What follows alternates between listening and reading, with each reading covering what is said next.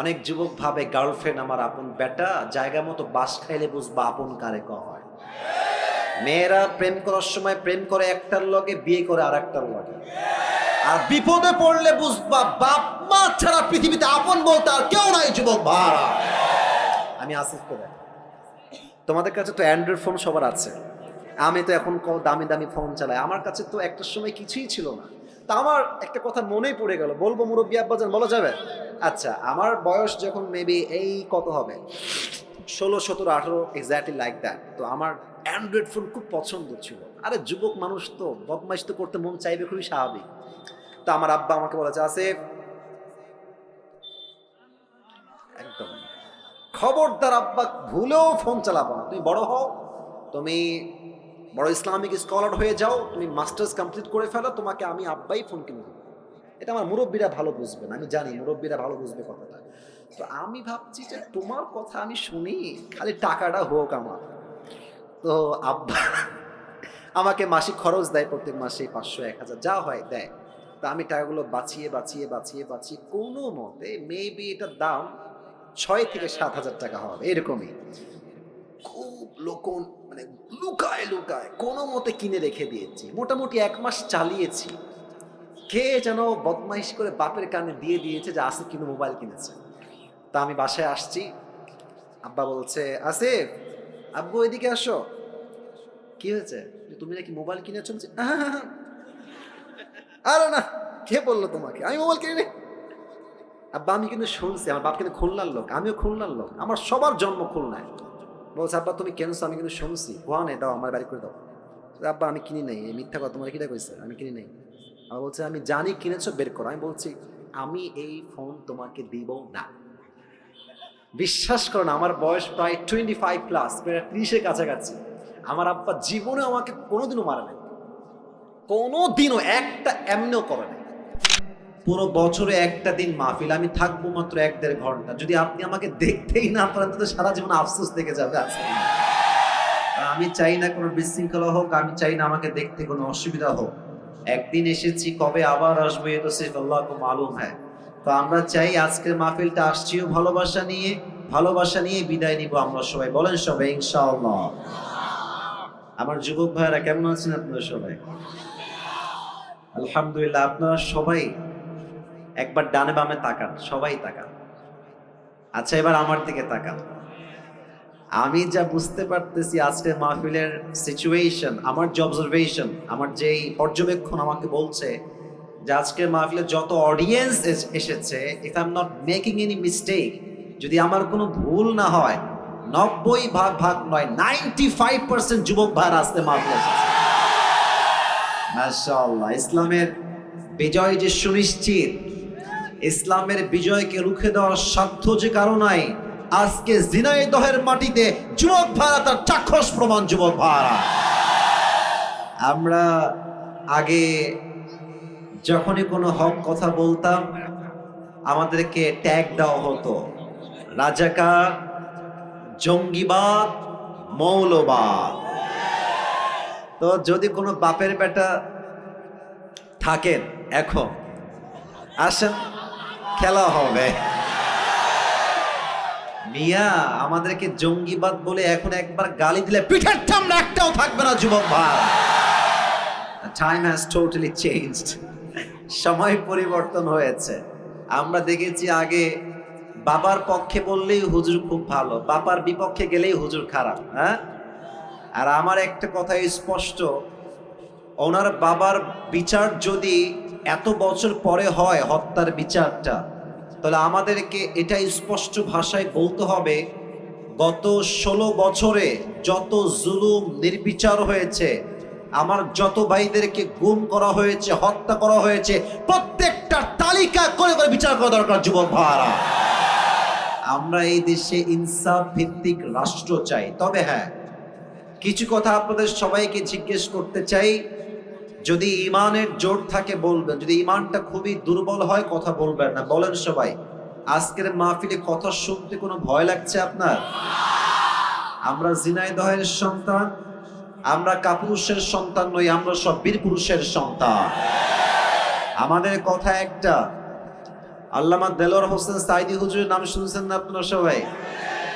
হুজুর বলতেন যে বিড়ালের মতো 500 বছর বেঁচে থাকার কোনো দাম নাই, সিংহের মতো 1 ঘন্টা গর্জন দিয়ে আমরা বাঁচতে চাই। আমি আজ খুব তিতা সত্য কথা আমার ওয়াজের ভূমিকায় বলবো, অনেকের হজম করতে একটু কষ্ট হবে, তাই আগে একটু ঢোক গিলে না, পরে গিয়ে যেন বললেন না যে আসিফ হুজুর খুব লোকটা সুবিধার না। আসলে কথা হচ্ছে হক কথা বরদাস্ত করার মতো যোগ্যতা সবার থাকে না। আমি কিছু তিতা হক কথা বলছি। প্রথম কথা, এখানে এই কথা বলে কি ওখানে না, হাসি না, একদম হাসি না। না, ঝিনাইদহের মানুষ ভালোবাসার জায়গা ভালোবাসা, আদবের জায়গা আদব। এটা মাছের বাজারের তাফসীর প্রোগ্রাম। আপনি ইচ্ছা মতো ওখান থেকে যে কেউ ডাকতে পারবেন না, প্লিজ বোঝার চেষ্টা করেন। এখানে অনেক মিডিয়া আছে, এটা কালকে বদনাম হয়ে যাবে, মেহেরবানি করে। আমি আপনার পায়ে হাত রাখলাম, যান, এর চেয়ে বড় বিনয়ী আমি আর হতে পারছি না। পায়ে হাত রাখলাম, কিপ কোয়াইট, একদম চুপ থাকেন। আমি যা বলি মনোযোগ দিয়ে শোনেন। 1 নাম্বার কথা, এখানে অনেক দলের ভাই থাকতে পারেন, অনেক দলের লোক, যে কোনো দলের লোক হতে পারেন। আমি আসিফের কিছু কথা আছে, এটা হচ্ছে আমার ব্যক্তিগত চিন্তা। I hope you will go to agree, আপনারা একমত হবেন বলে আমি আশা রাখছি। নাম্বার 1 কথা হচ্ছে, দেশটা আগে স্বাধীন ছিল না, দ্বিতীয়বার দেশটা আমরাই স্বাধীন করেছি, ছাত্র জনতা এটাকে স্বাধীন করেছে। আমরা ঠিকটা আপনি পয়েন্টে বলেন, এখন আপাতত চুপ থাকেন, যে পয়েন্টে বলবেন সেই পয়েন্টে বুঝে বলবেন। আমরা দেখেন, শহীদ আবু সাইদের নাম শুনেছেন না আপনারা সবাই? আচ্ছা বলেন তো, শহীদ আবু সাইদ কি কাউকে আগ বাড়িয়ে গুলি করতে গেছে? এবার কথা বলতে হবে, গুলি করতে গেছে? কাউকে মারতে গেছে? আমাদের স্লোগান ছিল কি, যে আমরা কোটার সংস্কার চাই, that's it and nothing else. এটাই আমরা চাই, এটাই স্লোগান ছিল ফার্স্টে। বাট যখন শহীদ আবু সাইদের বুকে গুলি চালানো হলো, মনে হলো যে পুরো দেশের প্রত্যেকটা যুবকদের হৃদয়ে গুলি চালানো হয়েছে, যুবক ভাই। তখন ছাত্র জনতা আর ঠিক থাকতে পারে নাই, তখন স্লোগান হয়েছে একটা, না হয় শহীদ হব, না হয় শহরে থেকে আমার নামাই ছাড়বো, ঠিক কিনা বলেন? তো 1 নাম্বার যে কথাটা, সেটা হচ্ছে আগামীতে আবার একটা সরকার গঠন হবে। যদিও এখন একটা সরকার আছে আমরা জানি, বাট এটা সাময়িক, সামনে একটা ভোট হবে। আমি আসিফের চিন্তা এটা, আপনারা একমত হবেন বলে আমি আশা রাখছি। আগামীতে আমরা কোনো নারী নেতৃত্ব এই দেশে দেখতে চাই না। পেছনে কিছু ভাই ঠিক বলেন নাই, আপনারা কি দ্বিমত না একমত? আমরা কোনো নারীকে প্রধানমন্ত্রীর চেয়ারে দেখতে চাই না, আমরা পুরুষকে ক্ষমতায় দেখতে চাই। 1 নাম্বার কথা, নারী দেখতে চাই না। 2 নাম্বার কথা হচ্ছে, পুরুষ চাই ব্যাপারটা এরকম না, পুরুষ কোনটা চাই এটা আপনাকে বুঝতে হবে। আমরা কেমন পুরুষ ক্ষমতায় দেখতে চাই? আমরা এমন একজন পুরুষকে প্রাইম মিনিস্টার হিসেবে দেখতে চাই, যিনি প্রধানমন্ত্রীও হবেন এবং তার যোগ্যতা হবে এতটা হাইলি কোয়ালিফাইড, তিনি একই টাইমে প্রধানমন্ত্রীও হবেন এবং তার যোগ্যতা হবে এতটা হাইলি কোয়ালিফাইড যে তিনি একই টাইমে প্রধানমন্ত্রীর চেয়ার থেকে লিডও করবেন, আবার জাতীয় মসজিদ বাইতুল মুকাররমে দাঁড়িয়ে জুমার খুতবা দেওয়ার যোগ্যতাও রাখবেন। আপনারা কি দ্বিমত না একমত? 3 নাম্বার কথা, এটা বলে আমি আমার এই কথার টার্মসটা শেষ করে ফেলছি। 3 নাম্বার কথা, শুধু নেতৃত্বের চেয়ারে বসলেই হবে না। ইসলাম যেই বিধানকে প্রতিষ্ঠিত করতে বলেছে সেটাকে প্রতিষ্ঠিত করতে হবে। বাতিল পক্ষ তো রাগ করবেই। আমাদের পাশের দেশ ভারত আমাদের সবচেয়ে বড় শত্রু দেশ, যুবক ভাই। আচ্ছা, এদের যে সাংবাদিকগুলো আছে, এসবগুলো হকার মনে হয় আমার কাছে। একটা আছে দেখবা, বাংলাদেশ আর থাকবি না, একে দেখলে মনে হয় যে এই বেটা গুলিস্তানে আন্ডারপ্যান্ট বিক্রি করলে বেশি মানাবে, যুবক ভাই। আর একে দেখে কেমন যেন আমার হিজড়া মনে হয়।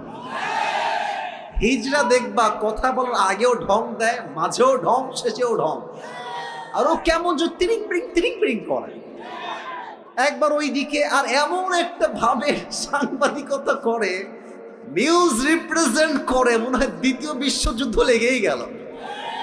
আর কি বলছে, আমি আজকে অভিমান করেছি, আমি কোনো কথা বলবো না। বেটা, বাংলাদেশে তোর বাপের সম্পদ নাকি রে বেটা? এটা হাজার মায়ের ইজ্জতের বিনিময়ে দেশটা আমরা স্বাধীন করেছি দয়ের মায়েরা। চট্টগ্রাম নেই বা হ্যাঁ, মামুর বাড়ির আবদার। এই দেশের 1 ইঞ্চি মেটি আমার কলিজার টুকরা মাটি যুবক ভাড়া। এই দেশের 1 ইঞ্চি মাটি ভারতের ডালের কাছে ছাড়া হবে না, ঠিক কিনা বলে? 3 নাম্বার কথা, আল্লাহর হুকুমকে এই জমিনে, আল্লাহর রাজকে এই জমিনে কায়েম করতে হবে। কেমনে করবেন? যত বিচার আছে আল্লাহর কোরআন দিয়ে হবে। কথা একমত না দ্বিমত? আচ্ছা, আমি ছোট্ট একটা এক্সাম্পল দেই, যেহেতু কথা শুরু হয়ে গেছে, কথা না বললেও তো পেটের ভাত হজম হবে না আমাদের। আচ্ছা ভাই, আপনি একটু দাঁড়ান তো। না, ধমক দিব না, ধমক দিব না। ভাইজান, আপনার নাম কি? সজীব ভাই। একটু সবাই দিয়ে তাকান তো।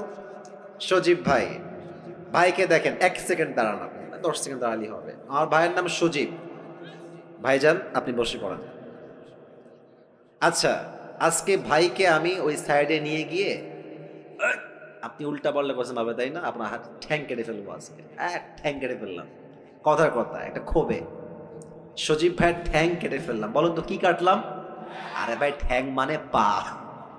ঠ্যাং মানে কি? পা। তো কালকে আমাকে জেলখানায় দেওয়া হলো। ঝিনাইদহের যেই বিচারের কাঠগড়া জেলা আদালত, আমার বিরুদ্ধে সিদ্ধান্ত নেওয়া হলো বিচার অনুযায়ী, আমাদের যে সিস্টেম আছে সেই হিসেবে, যে আসিফ হুজুর ঝিনাইদহের কালীগঞ্জের একজন যুবক, তার নাম হচ্ছে সজীব, তার পা কেটে ফেলেছে। এখন আমাদের দেশের যেই তথাকথিত নিয়ম আছে সেই অনুযায়ী আমাকে দণ্ড দেওয়া হলো, যে আসিফ হুজুরের 1 লাখ টাকা জরিমানা দেওয়া হলো আর 1 বছরের জেল। For an example, it is just an example and nothing else, just উদাহরণ দিচ্ছি। 1 বছরের জেল আর কয় লাখ টাকা জরিমানা? আরে ভাই সবাই বলেন, সবাই কয় লাখ টাকা জরিমানা? 1 লাখ। আচ্ছা, কোনো একটা জিনিসের ওজন ঠিক আছে কিনা এটার জন্য আমরা একটা জিনিস দিয়ে মাপ দিই, এটার নাম কি? পাল্লা। কথা না বললে কারে ওয়াজ করি? কি পাল্লা? দাড়ি পাল্লা। তো মিজানকে আপনি নেন, দাড়ি পাল্লাকে ওঠান, ডান পা, ওর যে পাটা আমি কেটেছি ওর পাটা আপনি দাড়ি পাল্লার ডান দিকে দেন। আর আমাকে যে 1 লাখ টাকা জরিমানা করা হয়েছে, 1 লাখ টাকা নেন আর 1 বছরের জেল বাম দাড়ি পাল্লায় রাখেন। তাহলে এদিকে সজীবের ডান পা আর এদিকে আমি আসিফ হুজুরের 1 লাখ টাকা আর 1 বছরের জেল। টান দেন তো, সমান সমান হবে? সমান সমান হবে? হবে না। আচ্ছা, আপনি আরো বাড়ায় দেন, জরিমানা আপনি দেন 2 লাখ টাকা আর এদিকে আপনি দেন মনে করেন যে আরো 2 বছরের জেল। সমান সমান হবে? যদি কোরআন দিয়ে রাজ কায়েম হয়, কোরআন কি বলছে? চোখের বদলে চোখ, নাকের বদলে নাক, কানের বদলে কান, ঠোঁটের বদলে ঠোঁট, ঠ্যাঙের বদলে ঠ্যাং, জানের বদলে জান। ওর ঠ্যাং জানি কেটে ফেলেছি, ওর ঠ্যাংটা ডান পাল্লায় দেন আর আমার ঠ্যাংটাও কেটে ফেলেন, বাম পাল্লায় দেন, টান দেন, দেখবেন সমান সমান হয়ে গেছে। তাহলে এই দেশে যদি আপনি ইসলামের রাজ কায়েম করেন, কোরআনের রাজ কায়েম করেন, পুরো দেশটাই সোনার দেশ হয়ে যাবে।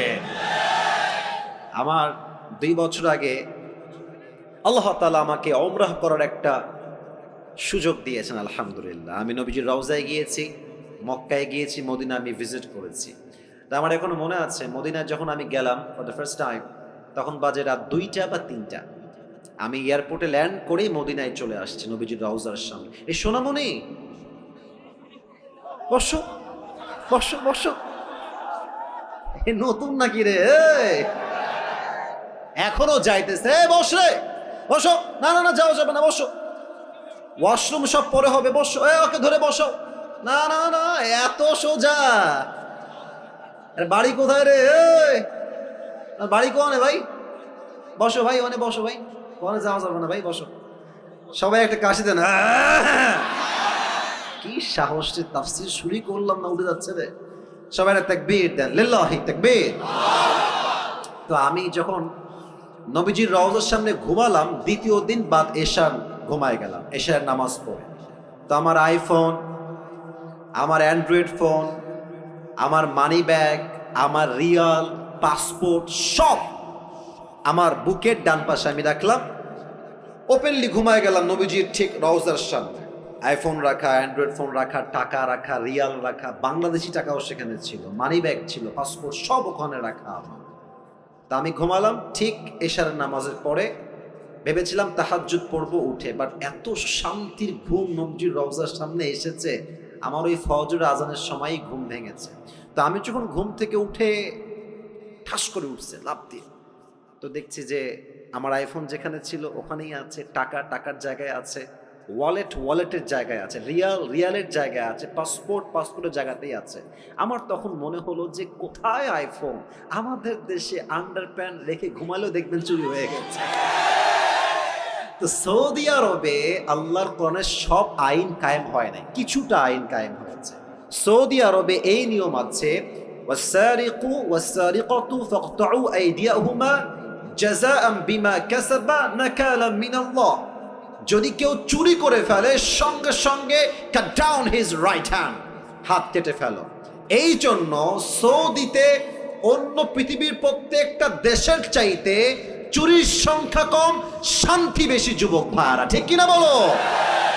কয়েকটা আইন দিয়ে যদি দেশটা এত শান্তি হয়ে যায় কোরআন আইন দিয়ে, আমার তো বিশ্বাস যদি আগামীকাল এই দেশটা কোরআন দিয়ে চলতে শুরু হয়ে যায়, পুরো দেশের প্রত্যেকটা ইঞ্চি ইঞ্চি মাটি কলের মাটি হয়ে যাবে। জিনাদার ভাইরা, আল্লাহ এই দেশটা আমাদের সবাইকে দেখার তৌফিক দান করে পড়া আমি না, জোরে বলুন সবাই আমি। আচ্ছা, আপনাদের বউ আছে কার কার একটু হাত তুলুন তো। আচ্ছা আচ্ছা আচ্ছা, হাত নামান। আপনাদের বউ নাই, খুব কষ্টে আছেন কারা, একটু হাত তোলা। আচ্ছা, আপনাদের কারো বউ নাই? আমি বিশ্বাস করি না, মিথ্যা না সত্যি? আরে আব্বা বোঝে না রে, ছেলের বিয়ের বয়স হয়ে গেছে।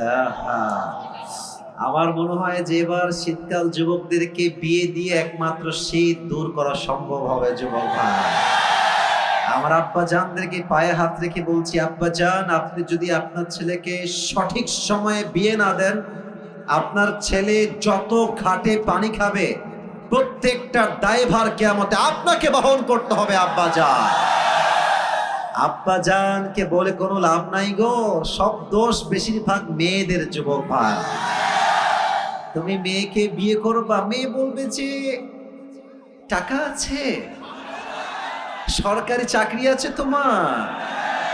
আর কিছু কিছু মেয়ে তো সরকারি চাকরি পাইলে টাকলার সঙ্গে বিয়ের পিড়িতে বসে যায়। আর পেশা হি সব কুছ হ্যায় মেরে দোস্ত। এখনকার মেয়েদের কাছে চরিত্রের চাইতে টাকাটা বেশি ম্যাটার করে। যুবক ভাই, বাসও খাই সে লেভেল। কারণ যেই চরিত্রহীন ছেলেকে আপনি টাকা দেখে বিয়ে করছেন, প্রিয় বোন আমার, উইথ ডিউ রেসপেক্ট বলছে, আমি আসিফ আপনাকে সম্মানের সঙ্গে বলছি, আপনি টাকা পাবেন, ঢাকার গুলশানে ফ্ল্যাট পাবেন, BMW পাবেন, রোলস রয়েলস পেতে পারেন, ডুপ্লেক্স ট্রিপ্লেক্স ফ্ল্যাট পেতে পারেন টাকার জন্য। বাট ওয়াল্লাহি বিয়ের পরে যে আত্মকেন্দ্রিক মনের একটা প্রশান্তি আছে, চরিত্রহীন ছেলের কাছে, বুইড়ার কাছে আপনি সুখ খুঁজে পাবেন না। আল্লাহ প্রত্যেকটা বোনদেরকে বোঝার তৌফিক দান করুন। সকলেই মন খুলে পড়েন আমিন। একটা কোরআন নিয়ে আসতে হবে, একটা কোরআন লাগবে আমার এখানে, খুবই ফাস্ট নিয়ে আসেন। আমরা 3টে তাকবীর দিব সবাই মিলে। প্রথম তাকবীর বিবাহিত ভাইরা, দ্বিতীয় তাকবীর দিবেন আমার প্রিয় সিঙ্গেল ভাইরা। আমি দেখতে চাই হু ইজ মোর পাওয়ারফুল, কার শক্তি কত বেশি। বিবাহিত ভাইরা একটা কাশি দেন, স্লোগানে বেশি জোর পাইনি, আর একবার কাশি দেন বিবাহিত ভাইরা, দেখা যাক কারা পারে। বিবাহিত ভাইরা, it's time for the married people. বিবাহিত ভাইরা তাকবীর দেন সবাই, লিল্লাহি তাকবীর। মোটামুটি চলে, খুব বেশি একটা ভালো না।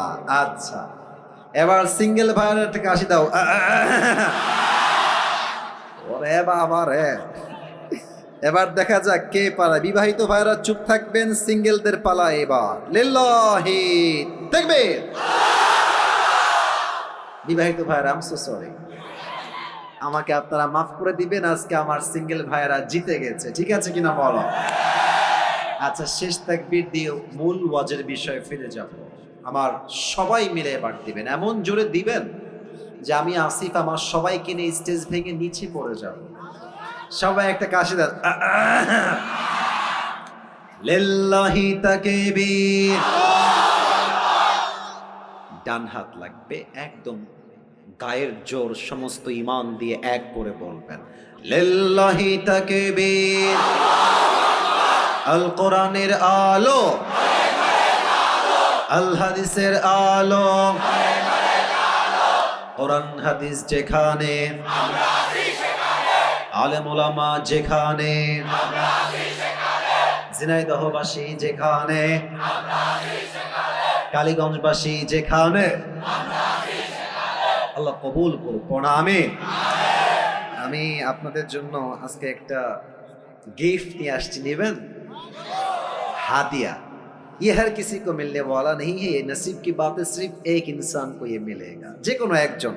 এটা আমার একটা টুপি আমি নিয়ে আসছি, এটা আমি যে কোনো একজন যুবককে হাদিয়া দিব। এই কল টুপি কিন্তু আজহারিও পড়ে, একটু ভাব দিলাম একটু বেশি করে যেন তোমরা আগ্রহী হও। হ্যাঁ, তো এই টুপিটা যে পেতে চান এখন থেকে মনোযোগ বাড়ায় দেন। শর্ত একটা, আমি আসিফ কোরআন থেকে হাদিস থেকে যে বিষয়ে আলোচনা পেশ করব, যদি শেষে গিয়ে কেউ সেই কথাগুলো পয়েন্ট টু পয়েন্ট আমাকে মুখস্থ বলতে পারে, কারণ ওয়াজটা পুরোটা পয়েন্ট ভিত্তিক হবে, 1 2 3 4 5 6 7 এই টাইপের হবে। তো যদি কেউ 7টা পয়েন্ট মুখস্থ করতে পারে, তাকে আমি আসিফ শেষে গিয়ে এই টুপিটা পুরস্কার হিসেবে পরিধান করাই দিব। রাজি আছেন তো সবাই? ইনশাআল্লাহ। আমার ওয়াজ কিন্তু আধা ঘন্টা অলরেডি হয়ে গেছে, বলেন সবাই ইনশাআল্লাহ। শেষ তাকবীর দেন। এই ডানে বারবার সাউন্ড পাচ্ছে, এদিকে সব ঠিকঠাক, আমি আর সাউন্ড ডান থেকে চাচ্ছি না। আচ্ছা, সবাই এটা তাকবীর দেন। লিল্লাহি তাকবীর। আজ আলোচনার সেন্ট্রাল থিম বা সাবজেক্ট ম্যাটার হচ্ছে how can we get closer to আল্লাহ সুবহানাহু ওয়া তাআলা। আমরা রবের নিকটবর্তী কাছের বান্দা হব কেমনে? রবের সবচেয়ে প্রিয় বান্দা হতে চাই আমরা কেমনে? কেমনে হব? আমি সবাইকে প্রশ্ন করে উত্তর দেন সবাই। আল্লাহর প্রিয় বান্দা আমরা সবাই হতে চাই কি চাই না? আপনার জবাব বলবে আপনি আসলেই চান কি চান না। বলেন সবাই, চাই কি চাই না? বলেন তো সবাই আমাকে জবান খুলে, আমাদের রব, আমাদের রব, আমাদের সত্তা একজন, আওয়াজ দিয়ে বলেন সবাই, তিনি কে? আল্লাহ আমার রব। বলেন সবাই, আল্লাহ আমার রব। দমে দমে তনু মনে তারি অনুভব, তোমার দুনিয়াতে আমি যেদিকে তাকাই, অথই নিয়ামতে ডুবে আছি সবাই। পাখ পাখালির কণ্ঠে শুনি তাসবিহ কল রব, তাসবিহ কল রব। আল্লাহ আমার রব, এই রবই আমার সব। রবকে আপনারা সবাই পাকিস্তানের একজন টপ ফেমাস স্কলার, তার নাম হচ্ছে মাওলানা তারিক জামিল। অনেকে আপনারা দেখেছেন তাকে, আপনারা শুনেছেন। ওনার একটা কথা আমি আসিফের কলিজায় গিয়ে আঘাত লেগেছে, আমি এটাকে লিখে রেখেছিলাম, আজ আমি কোট করার ট্রাই করছি। ফার্স্ট অফ অল এটাকে আমি উর্দু ভাষায় বলবো। ভাই, লোকের জায়গা এমনিতেই নাই, ওখানে এসে আবার ঠাসি করলে হবে? জায়গা নাই তো ভাই, দাঁড়ায় থাকতে পারলে দাঁড়ায় থাকেন, নয় আবার গ্যাদারিং হবে। মেহেরবানি করে সবাই আমার চোখে চোখ রাখেন। মাওলানা তারিক জামিল হচ্ছে একজন top famous scholar, is from Pakistan. উনি রবকে পাওয়ার ব্যাপারে ছোট্ট একটা বাক্য বলেছেন। আমি জাস্ট সেই বাক্যটা প্রথমে উর্দুতে কোট করছি, then I will translate in Bangla, and then আমি বাংলায় তর্জমা করব। মাওলানা তারিক জামিল বলেন, जिसे अल्लाह मिला और दुनिया में उसे कुछ भी ना मिला, फिर भी उसे सब कुछ मिला, और जिसे दुनिया में अल्लाह ना मिला और सब कुछ उसे मिल गया, फिर भी हकीकत में उसे कुछ भी ना मिला। যে আল্লাহকে পেল আর দুনিয়ার কিছুই সে পেল না, তবুও যেন সে সবই পেল। আর যে আল্লাহকে পেল না, দুনিয়াতে টাকা পয়সা, বাড়ি গাড়ি, স্ট্যাটাস, মর্যাদা সব পেল, বাট আল্লাহ না মিলা তো কুছ ভি না মিলা। আল্লাহকে যে পায় নাই, দর হাকিকত বাস্তবে সে কিছুই অর্জন করতে পারে নাই। ঠিক কিনা বলে? আল্লাহ তাআলা বলেন, ওয়াল্লাযীনা জাহাদু ফীনা লানাহদিয়ান্নাহুম সুবুলানা। সূরাতুল আনকাবুতের সর্বশেষ আয়াত 21 নম্বর পারা 3 নম্বর পৃষ্ঠায় আল্লাহ তাআলা বলছেন, যেই বান্দা আমি আল্লাহ রাব্বুল আলামিনকে পাওয়ার জন্য চেষ্টা করে, যেই বান্দা আমাকে পাওয়ার জন্য এক রাস্তা দিয়ে দৌড়ায়, আমি আল্লাহ রাব্বুল আলামিন আমাকে পাওয়ার জন্য তার জন্য অসংখ্য অগণিত রাস্তা খুলে দেই। কোন সুবহানাল্লাহ। আল্লাহ নিজেই আপনার জন্য রাস্তা খুলে দিবে। এটার জন্য আমরা আজ 7টা আমলকে কোরআন থেকে হাদিস থেকে হাইলাইট করব। বলেন সবাই কয়টা? একটু জোরে বলেন ভাইরা, বলেন সবাই কয়টা? 7টা। আমি শুরু করছি 1 থেকে। 1 নাম্বার, এখানে কি আছে? হৃদয়। বলেন সবাই এটার নাম কি? প্রথম শর্ত, আল্লাহকে পেতে চান, প্রথম শর্ত এটাকে পরিষ্কার করতে হবে। Clean your heart. قد أفلح من زكاها. Indeed, the successful one is who purifies his heart. আল্লাহর কাছে সবচেয়ে সফল বান্দা হচ্ছে সেই বান্দা যে বান্দা তার আত্মাকে পরিশুদ্ধ করেছে। সুবহানাল্লাহ পড়বেন না সবাই? একটা প্রশ্ন করছি সবাইকে, হয়তো উত্তর সঠিক পাবো আমার আশা আছে। প্রশ্ন আগে বোঝেন, কনসেপ্ট বোঝেন। একজন মানুষ যিনি কোনো নবী নন, সবার চোখ আমার দিকে, মাশাআল্লাহ, অ্যাপ্রিশিয়েট, সবাই আমার দিকে আবার ভালো করে তাকান। একজন লোক যিনি কোনো নবী নন, বাট তার নসিহত, তার ইনস্ট্রাকশন, তার গাইডলাইন, তার উপদেশ তার সন্তানের প্রতি আল্লাহ তাআলার এতটা পছন্দ হয়েছে যে তার নামেই আল্লাহ তাআলা কোরআনে একটা সূরা নাজিল করেছে। ব্যক্তিটার নাম কি কে বলতে পারে? লোকমান। বলেন সবাই নাম কি? লোকমানে হাকিম। লোকমানে হাকিমকে তার মালিক একদিন ডাক দিয়ে বলছে, লোকমান এদিকে আসো, তোমার ব্যাপারে আমি শুনেছি, আমাকে একজন এসে বলেছে যে লোকমান অনেক মেধাবী, অনেক জ্ঞানী, তার উইজডম, তার মেধা অসাধারণ।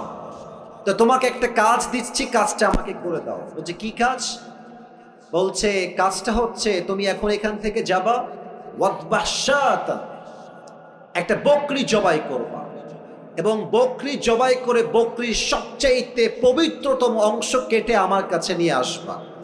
বলছে ঠিক আছে মালিক, যা বলবেন তাই করতে আমি প্রস্তুত আছি।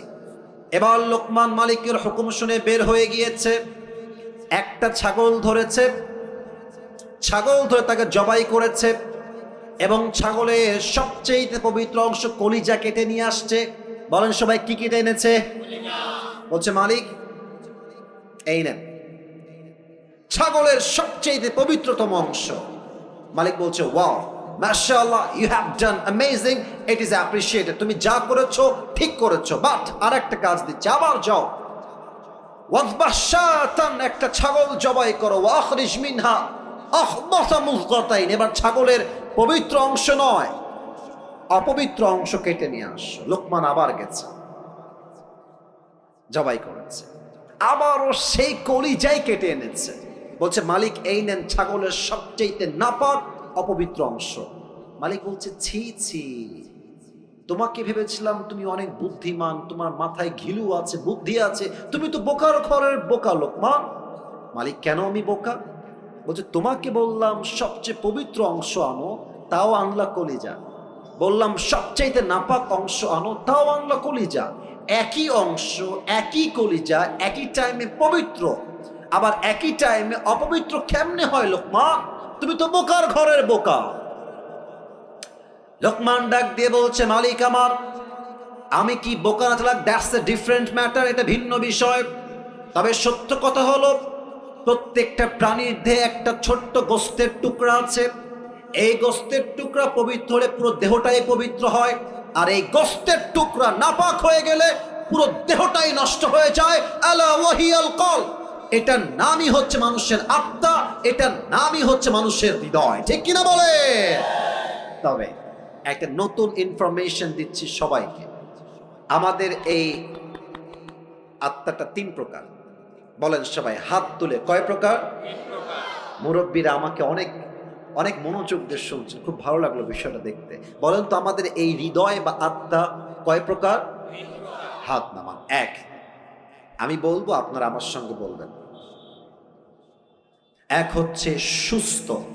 এক নাম্বার, এই বামে সাউন্ড নাই কেন ভাইয়ারা? এক নাম্বার সুস্থ। দেখেন আপনারটা কোনটা হয়, একটু মিলায় না।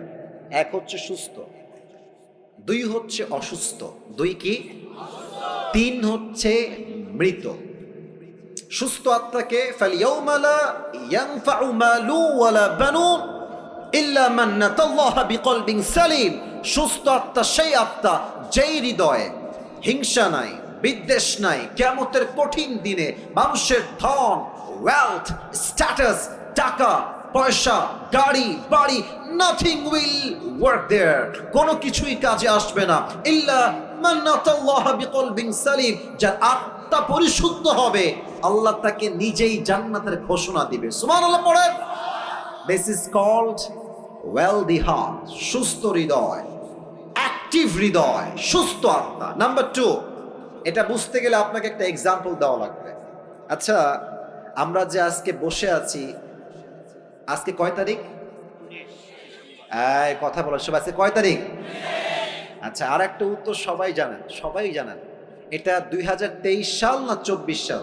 আচ্ছা, আপনাদের ঝিনাইদহে মেডিকেল আছে না? আরে ভাই কথা না বললে তো ওয়াজ হয় না। মেডিকেল আছে না? হসপিটাল আছে না? ক্লিনিক আছে না? ডাক্তারের চেম্বার আছে না? আচ্ছা, আপনাদের সবাইকে আজ আমি নিয়ে যেতে চাই 100 years ago back, 100 বছর আগে, 1924 সাল। কত বছর আগে? 100 বছর আগে। ভাবেন তো, 100 বছর আগে এখন যে মেডিকেল আছে, কলেজ আছে, হসপিটাল আছে, আগে কি এরকম মেডিকেল কলেজ হসপিটাল ছিল যুবক ভাইয়েরা? না। তখন কি ছিল আমার মুরব্বীরা ভালো বুঝবেন। তখন ছিল কবিরাজ, কিংবা আমরা এটাকে বলি ওঝা। কবিরাজ কিংবা ওঝা। তো মনে করেন যে একজন যুবককে সাপে কেটেছে, এখন সেই যুবকটা কবিরাজের কাছে আসছে, এসে বলছে স্যার আমাকে সাপে দংশন করেছে। এখন তখন তো কোনো মেশিন ছিল না যে কোন সাপ কি বিষ চেক করবে কেমনে। তো ওঝা এটাকে বোঝার জন্য, কেমনে বোঝা এটা আপনাকে, আচ্ছা আমি টুপিটাই নিলাম, যান একটা বাটি নিতেন, বাটিতে মরিচ বাটতেন, লবণ বাটতেন, মরিচ এক পাশে লবণ এক পাশে, বলতো এই এদিকে আসো, বলো তোমার জিহ্বাটা বের করো। জিহ্বাটা বের করতো, লবণটা দিত, মরিচটা দিত তার জিহ্বার উপরে, বলতো হাউ ইট টেস্ট, এটা স্বাদ কেমন আমাকে বলো।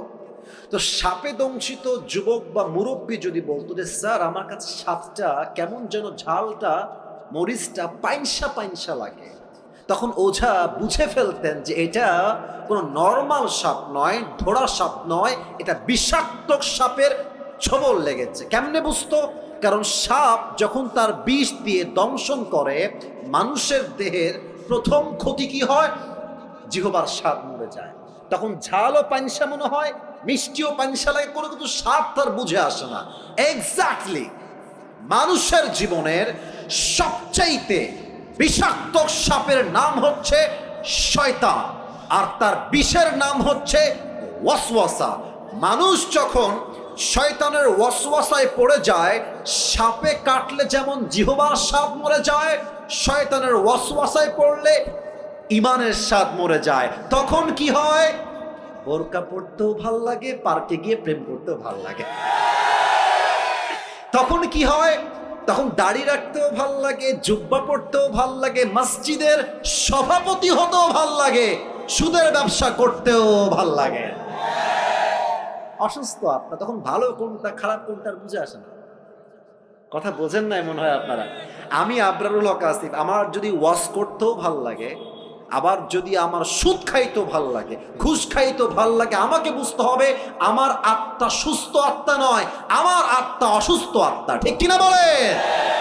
আচ্ছা, এটা হচ্ছে অসুস্থ আত্মা। আর থার্ডটা খুবই ডেঞ্জারাস। এটা বলতে গেলে আমার নিজের মধ্যেই কম্পন তৈরি হয়ে যায়, আমি আপনাকে কি বলবো। কারণ এটা আসলে আমি আসিফের কথা হলে আপনি ভয় পেতেন না যে আসিফ হুজুর বলছে, এটা মিথ্যাও হতে পারে, not a big deal. Let's take it out, বাদ এটা। কিন্তু আমার কথা না, যে এটা তো আল্লাহর কথা, এটা তো আমার কথা না, এটা আল্লাহর কথা। আল্লাহ বলছে যাদের হৃদয় মরে গেছে, অসুস্থ নয়, মৃত আত্মা, এরা কারা? আল্লাহ বলছেন উলাইকা কাল আনআম। এতটুকুই শেষ নয়, বাল হুম আযাব। আল্লাহ বলছে এরা কুকুরের চাইতে খারাপ। আপনি আমি কুকুরের চাইতে খারাপ, আল্লাহ বলছে। আচ্ছা বলেন এবার, এই পৃথিবীতে সবচেয়ে সৃষ্টির সেরা জীব কারা? আমি শুনি না, বলেন সবাই কারা?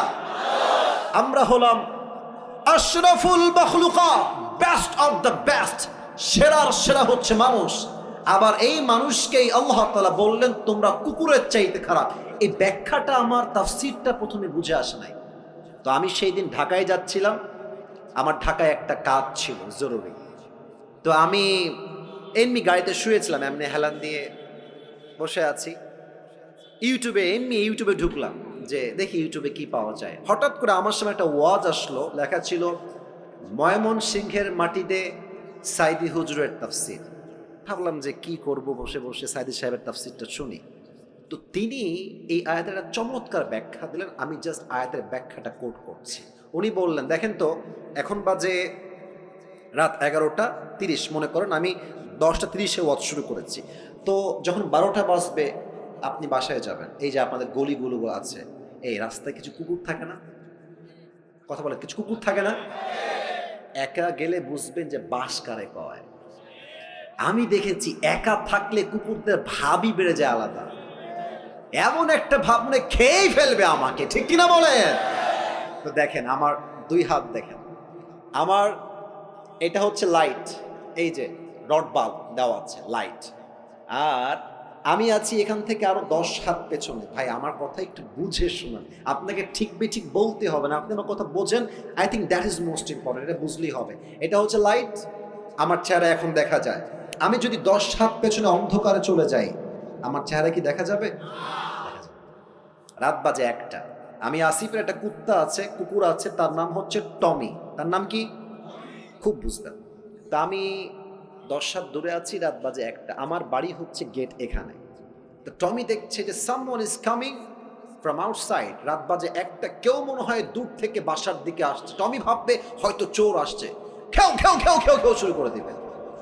আমি কিন্তু মালিক, সে ভেবেছে চোর, কেন? অন্ধকার। বাট আমি যখন আসিফ আস্তে আস্তে হাঁটতে হাঁটতে হাঁটতে লাইটের নিচে আসবো, আমার চেহারা ক্লিন হয়ে যাবে, দেখা যাবে।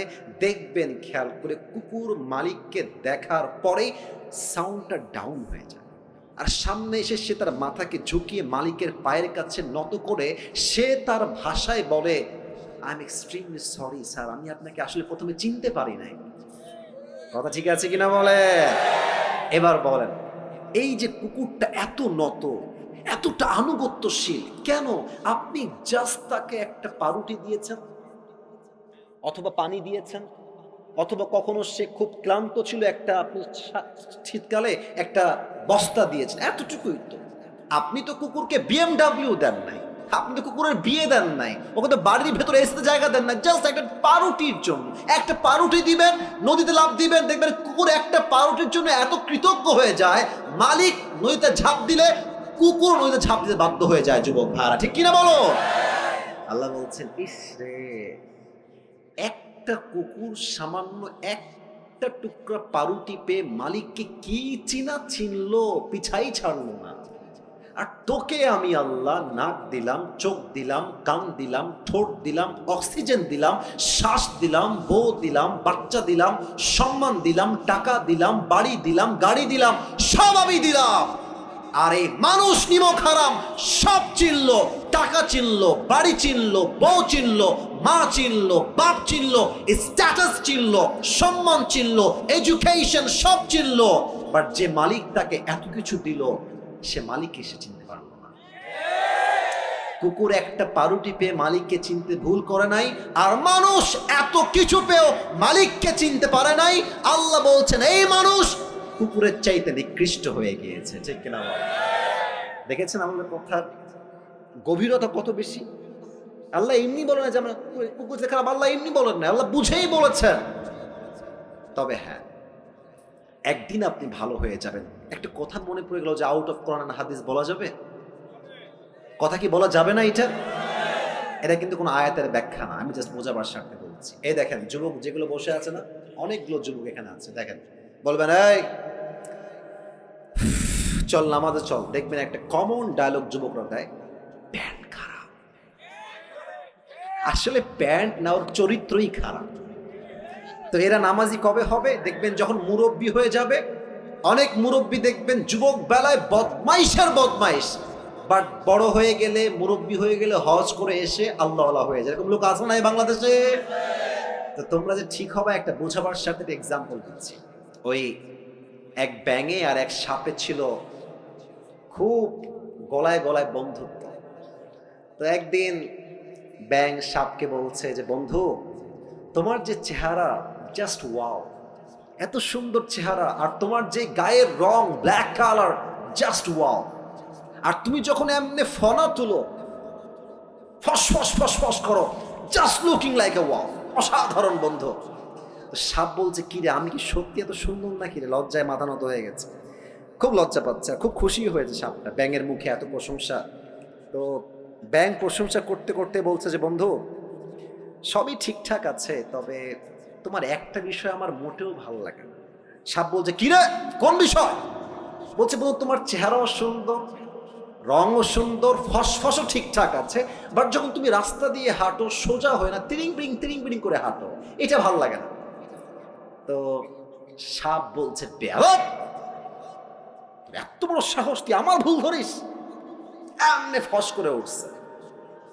এখন ব্যাঙ বলছে ও বাবা, এত প্রশংসা করলাম, একটাও গায়ে লাগলো না, একটা বদনাম করলাম গায়ে লেগে গেল। বন্ধু তুমি তো লোক বেশি সুবিধার না গো। এক লাফ দিয়ে পড়ছে পুকুরে।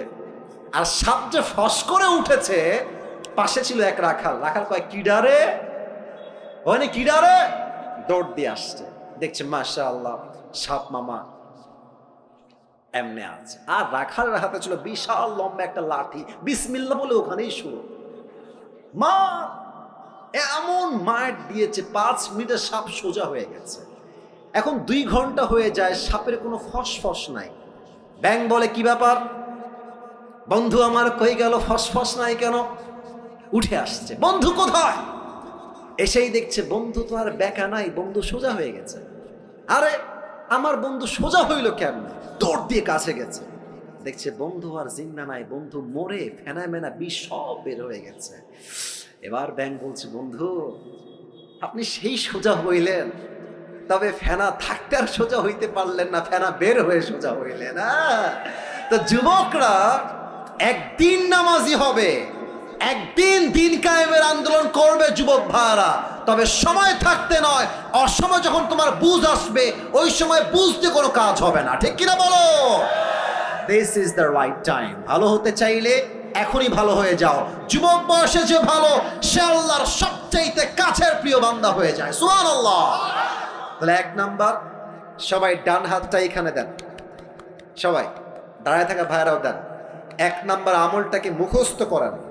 1 নাম্বার আমল, আমি জাস্ট জিজ্ঞেস করবো, আপনারা এক শব্দ উত্তর দিবেন। 1 নাম্বার আমল, কিসের শুদ্ধি লাগবে? আত্মা। বলেন সবাই, কিসের শুদ্ধি লাগবে? 1 নাম্বার কি কথা বোঝা গেছে নাকি যায় নাই? এবার হাত নামা। আরো যে 6টা আছে, রাত যে প্রায় 11:30 বেজেই গেল, ওয়াজ কি আর করা যাবে না? আপনারা কি 12টার পরে ওয়াজ শুনবেন না ইনশাআল্লাহ আজকে? আরে কিসের 12টা, আমার তো 1.5 ঘন্টা, আমার বিশ্বাস না। আমার বিশ্বাস যদি আজকে সারা রাতও মাহফিল হয়, প্রত্যেকটা যুবক মুরব্বী ওয়াজ শেষ করে ফজরের নামাজটা পড়ে তারপরে ঘুমাবে যুবক ভাইরা। ঠিক কিনা বলো? 1 নাম্বার আত্মার পরিশুদ্ধি। 2 নাম্বার বড় মারাত্মক, এটা যে বুঝবে সে অনেক কিছু বুঝে যাবে। 2 নাম্বার হচ্ছে আল্লাহ রসুলের ভালোবাসা লাগবে। আল্লাহ রসুলের ভালোবাসা যার মাঝে নাই, তাকে দিয়ে কোনোদিনও আল্লাহকে পাওয়া সম্ভব নয়। মনে করেন আমার একটা ছেলে আছে, তার নাম হচ্ছে তৌসিফ। কেউ তাকে একটা লাথি মারলো আমার সামনে, আমি কি তাকে আর ভালোবাসতে পারবো? কথা কোন, ভালোবাসতে পারবো?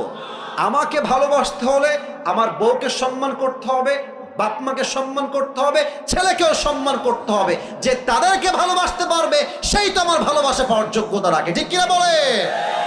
নবীর ভালোবাসার এক্সাম্পল দেখেন তো, আমার মুখে এইটা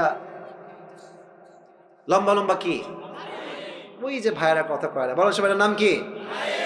আচ্ছা আপনারা সবাই আমাকে বলেন তো, দাড়ি রেখে আমাকে কি কোনোভাবেই আনস্মার্ট বা খ্যাত লাগতেছে? একদম না, রাইট। কিছু মেয়ে দেখবা যে দাড়ি দেখলে একটু চুলকায়, বলে যে এটা আমার বিয়ে করা যাবে না। দেখবা এদের দাড়িওয়ালা পছন্দ হয় না, গাঞ্জাখোর পছন্দ হয়। যুবক ভাই, তোমার হৃদয়ে নবীর ভালোবাসা আছে, তুমি স্পষ্ট ভাষায় বলবা ঝিনাইদহের সন্তান আমরা, এক কথার মানুষ আমরা, দুই কথা জবান দিয়ে বের হবে না, ঠিক কিনা বলে?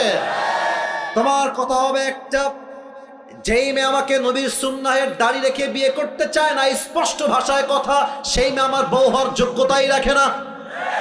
আর যেই মেয়ে আমাকে দাড়ির জন্য বিয়ে করতে চায়, সেই মেয়ে আমার বউ হওয়ার যোগ্যতা রাখে, ঠিক কিনা বলে?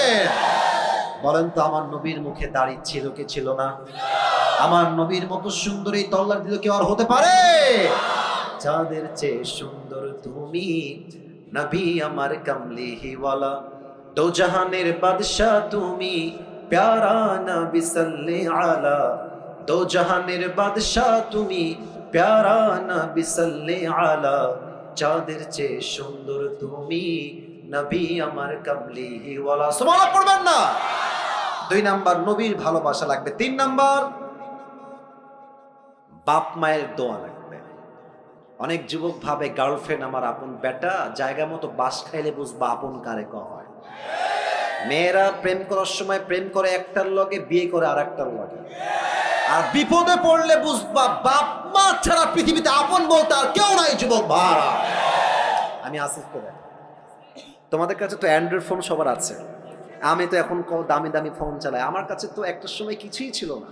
তা আমার একটা কথা মনেই পড়ে গেল, বলবো মুরব্বী আব্বাজান, বলা যাবে? আচ্ছা, আমার বয়স যখন মেবি এই কত হবে, 16, 17, 18, এক্স্যাক্টলি লাইক দ্যাট। তো আমার অ্যান্ড্রয়েড ফোন খুব পছন্দ ছিল। আরে যুবক মানুষ তো বদমাইশ তো করতে মন চাইবে, খুবই স্বাভাবিক। তো আমার আব্বা আমাকে বলেছে, আসিফ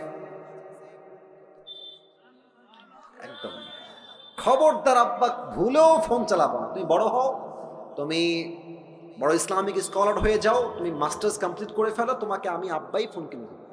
এটা আমার মুরব্বীরা ভালো বুঝবেন, আমি জানি মুরব্বীরা ভালো বুঝবে কথাটা। তো আমি ভাবছি যে তোমার কথা আমি শুনি, খালি টাকাটা হোক আমার। তো আব্বা আমাকে মাসিক খরচ দেয়, প্রত্যেক মাসে 500, 1000 যা হয় দেয়। তো আমি টাকাগুলো বাঁচিয়ে বাঁচিয়ে বাঁচিয়ে বাঁচিয়ে কোনো মতে মেবি এটার দাম 6 থেকে 7 হাজার টাকা হবে, এরকমই। খুব লোকন মানে লুকায় লুকায় কোনো মতে কিনে রেখে দিয়েছি, মোটামুটি 1 মাস চালিয়েছি। কে যেন বদমাইশ করে বাপের কানে দিয়ে দিয়েছে যে আসিফ কিন্তু মোবাইল কিনেছে। তা আমি বাসায় আসছি, আব্বা বলছে, আসিফ আব্বু এদিকে আসো। কি হয়েছে? তুমি নাকি মোবাইল কিনেছো? আরে না, কে বললো তোমাকে? আমি মোবাইল কিনে। আব্বা আমি কিন্তু শুনছি, আমার বাপ কিন্তু খুলনার লোক, আমিও খুলনার লোক, আমার সবার জন্ম খুলনায়। বলছে, আব্বা তুমি কেনছো? আমি কিন্তু শুনছি। ওয়ানে দাও, আমার বাড়ি করে দাও। আব্বা আমি কিনি নাই, এই মিথ্যা কথা, তোমার কিনা কইছে? আমি কিনি নাই। আবার বলছে, আমি জানি কিনেছো, বের করো। আমি বলছি, আমি এই ফোন তোমাকে দিব না। বিশ্বাস করো না, আমার বয়স প্রায় 25 প্লাস, প্রায় 30-এর কাছাকাছি। আমার আব্বা জীবনে আমাকে কোনোদিনও মারে নাই, কোনোদিনও একটা এমনেও করে নাই। এমনে করে না, এমনে করে নাই। আব্বা বলছে, আব্বা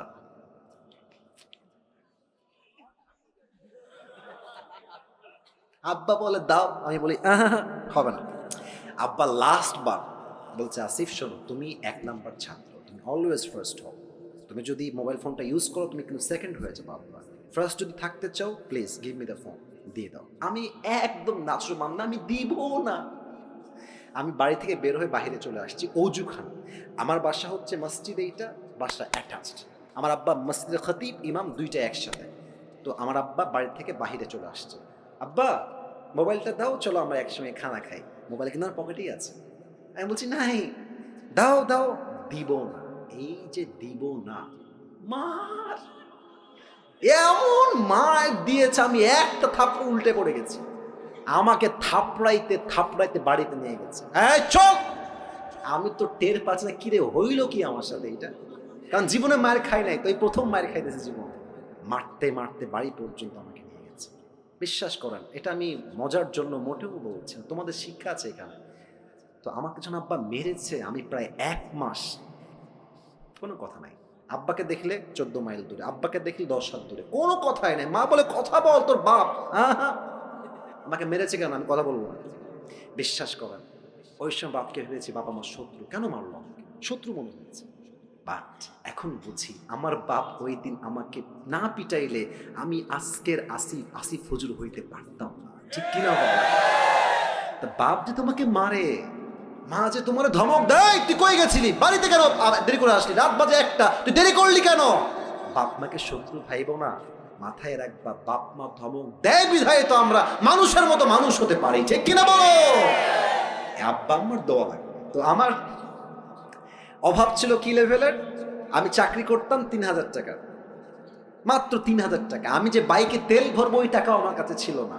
আমার আব্বার দোয়ার বদৌলতে আল্লাহ তাআলা আমাকে এত সামর্থ্য দিয়েছে, এতটা বরকত দিয়েছে, যে বরকত দ্বারা স্পষ্ট প্রমাণ বাপ মার দোয়া যার সঙ্গে আছে তাকে কেউ রুখে দেওয়ার সাধ্য রাখে না, ঠিক কিনা বলে? বাপ মায়ের দোয়া, রিদা রব্বি ফি রিদা ইল ওয়ালিদাইন ওয়া সাখতুর রব্বি ফি সাখতিল ওয়ালিদাইন। আব্বা আম্মা খুশি, আল্লাহ খুশি।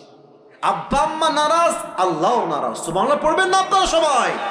আব্বা আম্মার দোয়া লাগবে। 4, দ্যাট ইজ মোস্ট ইম্পর্টেন্ট। 4 হচ্ছে নামাজ লাগবে। আপনারা সবাই মিজানুর রহমান আজহারের নাম শুনছেন না? আপনাদের যশোর তো চেনেন সবাই। আমাদের যশোরে কিন্তু আজহারি সাহেব এই জানুয়ারি 3 তারিখে হয়তো বা আসবে, 4 তারিখে। আপনাদের যারা ঝিনাইদহে আছেন আপনারা যাবেন ইনশাআল্লাহ।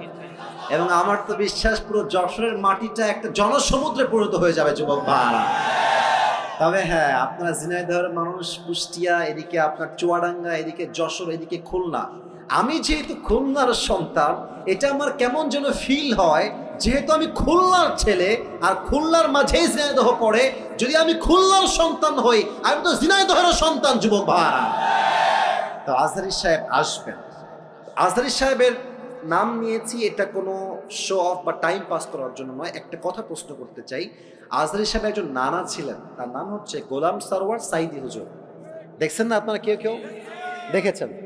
দেখবেন যে ওনার চাপ দাড়ি আর চশমা, গোল, এত সুন্দর চেহারা। উনি একটা কথা প্রায় বলতেন, নামাজ নাই যার ঈমান নাই তার। নামাজ নাই যার, মুসলমান হিসেবে পরিচয় দেওয়ার কোন অধিকার তার নাই যুবক ভাইরা, ঠিক কিনা বলো? বলেন তো আমাদের ইসলামের দ্বিতীয় খলিফার নাম কি? ওমরে ফারুক। এবার বলেন সবাই, ইসলামের দ্বিতীয় খলিফার নাম কি? ওমরে ফারুক। ছোট্ট একটা হাদিস বলছি, কেউ ডান বাম হয়ে উঠে যাবেন না, আপনারা স্টিল বসে আছেন। এটাই প্রমাণ ঝিনাইদহের মানুষ আমরা কোরআনকে কলিজার থেকে ভালোবাসি, ঠিক কিনা বলে? ওমরের কাছে একজন যুবক আসছে, তার নাম হচ্ছে আবু লু'লু আল মাজুসি। এসেই বলছে, ওমর তোমার কাছে একটা অভিযোগ আছে, বিশাল লম্বা অভিযোগ আমার। ওমর ডাক দিয়ে বলছে, যুবক ভাই তোমার কি অভিযোগ, তুমি আমাকে বলো, তোমার নাম কি? ডাক দিয়ে বলছে, আমার নাম হলো আবু লু'লু আল মাজুসি, আমি একজন অগ্নি পূজারী, আগুনের পূজা করি। ওমর ডাক দিয়ে বলছে, ভাই অভিযোগটা কি, তুমি আমাকে খুলে বলো। ডাক দিয়ে বলছে, ওমর আমার যে মালিক আছে সে প্রত্যেক দিন আমার কাছে মোট 6 দিরহাম চার্জ করে, বাট আমি আবু লু'লু আল মাজুসি, গরিব ঘরের সন্তান, আমার কাছে 6 দিরহাম দেওয়ার মতো কোনো শক্তি নাই, তুমি কমায় দিয়ে 2 দিরহাম করে দাও। ওমর বলছে, 2 দিরহাম করব কেন? তুমি কি ব্যবসা করো, তোমার ইনকাম কি, কেমনে তুমি কামাই করো, how do you earn the money? তো সে বলছে, আমি মূলত খঞ্জর বানাই। খঞ্জর মানে বাংলাতে বলে চাকু। বলেন সবাই কি? চাকু। আবার ডান হাত দেখেন, খঞ্জর কাকে বলে? এটাও চাকু, এটাও চাকু। আই রিপিট এগেন, আমি আবারও বলছি হাদিসটা প্র্যাকটিক্যালি বোঝাবার সাথে। এটাও চাকু, এটাও চাকু। মাকবাদাতু ফি ওয়াসাতি, হ্যান্ডেলটা হচ্ছে মাঝখানে, বোঝা যায় ধরার জায়গা এটা মাঝে। এটাও চাকু, এটাও চাকু, 2 পাশেই চাকু।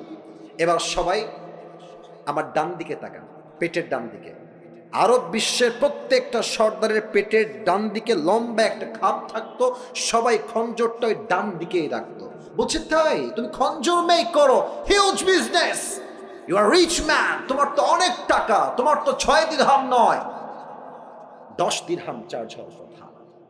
এই কথা শুনে বলছে, ও ওমর আমি চাইলাম বিচার আর তুমি করলা আমার সাথে বেইনসাফি। ও আচ্ছা আচ্ছা, সবাই যেহেতু মুসলমান ঘরের সন্তান তাই তুমি সবার সঙ্গে নরম, আর আমি যেহেতু কাফেরের সন্তান, তাই তুমি আমার বেলায় গরম অমর, তাই না? তোমার বিচার আমি একাই করবো, একাই আমি এনাফ। ধমক দিয়ে বের হয়ে গেছে। বিশাল লম্বা রাত, শীতকাল। অমরকে হত্যা করার জন্য বিশাল লম্বা একটা খঞ্জর সে বানিয়েছে, জাস্ট অমরকে হত্যা করতে চায়। তো খঞ্জরটা বানিয়ে পেটের এখানে ডান দিকে রেখেছে। এবার বলেন তো, শীতকালে ঠান্ডা লাগলে আমরা কি যেন মুড়ি দেই? সবাই বলেন তো। চাদরটা আমি আবার পড়লাম, কারণ হাদিসটা প্র্যাকটিক্যালি বোঝাতে চাই, একদম বাস্তবিক প্রেক্ষাপট থেকে অভিনয় করে। দেখেন, পেটের ডান দিকে খঞ্জর। এবার সে দুইটা চাদরের পাট এমনে ধরেছে, উপর থেকে নিয়ে চাদরটাকে এমনে দিয়েছে, মেয়েদের নিকাবের মতো, এই পর্যন্ত, ভুরু পর্যন্ত। আচ্ছা, আর এটাকে এমনে দিয়েছে, আর এই ডান দিক থেকে নিয়ে এটাকে পুরো ঢেকে দিয়েছে, জাস্ট চোখ দেখা যায়। and no one can see his face except his eyes, চোখ ছাড়া ফেস কেউ দেখতে পারবে না। পুরোটা ঢেকে আজান দিয়ে দিয়েছে। অমর আসছে, সেও গেছে মুনাফিকের রূপে ছদ্মবেশে। অমরে ফারুক এসেই বলছে, সফু সুফু ফাকুম, কাতার সোজা করো, কাঁধে কাঁধ মিলিয়ে দাঁড়াও। আল্লাহু আকবার। سبحانك اللهم وبحمدك وتبارك اسمك وتعالى جدك ولا إله غيرك الحمد لله رب العالمين الرحمن الرحيم مالك يوم الدين সূরা ফাতিহা পড়েছেন, কিরাত পড়েছেন, আল্লাহু আকবার। ওমর ফারুক আল্লাহু আকবার দিয়ে রুকুতে গিয়েছেন। রুকুতে যাওয়ার পর যখন সামি আল্লাহু লিমান হামিদা বলবে, পেছন থেকে আবু লুলু আল মাজুসি তার চাদরটাকে এমনি ধরে উড়াই দিয়েছে, আর পেটের ডান দিক থেকে লম্বা একটা খঞ্জর বের করে দৌড় দিয়ে অমরের সামনে চলে আসছে। অমর যখন সামি আল্লাহু লিমান হামিদা দিয়ে উঠে গেছে, সঙ্গে সঙ্গে অমরের পেটের সোজা টার্গেট করে এমনি একটা আঘাত করেছে। অমরের পেটের ডান দিক থেকে একবার এমনে, আবার এমনে, আবার এমনে, এমন তিনটা জোরে আঘাত করেছে। হাদিসে আসছে, তিনটা আঘাতের চোটে পুরো পেট কেটে সব নাড়ি ভুঁড়িগুলো বাহিরে বের হয়ে গেছে। ওমরে ফারুক নামাজের মাঝে চিৎকার দিয়ে বলছে, কতালানি আল কাল, কতালানি আল কাল, একটা কুকুর আমাকে হত্যা করেছে, কে আছে আমাকে বাঁচাও। অজ্ঞান হয়ে পড়ে গেছে। আর সাহাবীরা বুঝে গেছে যে সামওয়ান কেম ফ্রম আউটসাইড, কেউ এসেছে, ধরো। 7 জন সাহাবী নামাজের মাঝেই ধরতে গেছে, আর ওই কাফের তার ছুরি দিয়ে যাকেই সামনে পেয়েছে এমনি কারো মুখে, কারো পেটে, কারো বুকে, কারো পিঠে এমন জোরে জোরে আঘাত দিয়েছে। 7 জন সাহাবী নামাজরত অবস্থায় জায়গাতেই শহীদ হয়ে গেছে, জায়গাতেই শেষ। একটু পর ওমরে ফারুককে ধরে ডান দিকে নিয়ে আসছে, আর সাহাবীরা চিৎকার দিয়ে বলছে, আইনা তাবিব, আইনা তাবিব, ডাক্তাররা কোথায়? দাও, দৌড় দাও, জলদি আসো, ওমরকে বাঁচাও। ডাক্তাররা সব দৌড় দিয়ে আসছে, ওমরকে বাঁচাও। ডাক্তাররা দৌড় দিয়ে এসে ওমরে ফারুকের দুই পিঠের এই দুই দিকে হাত দিয়েছে। ওমরে ফারুক এমনে শুয়ে আছে, দুই পিঠের দিকে হাত দিয়ে হালকা করে উঠিয়েছে। আরেকজন ডাক্তার এসে দুই ঠোঁটটাকে ধরে এমনি হালকা ফাঁকা করে দিয়েছে।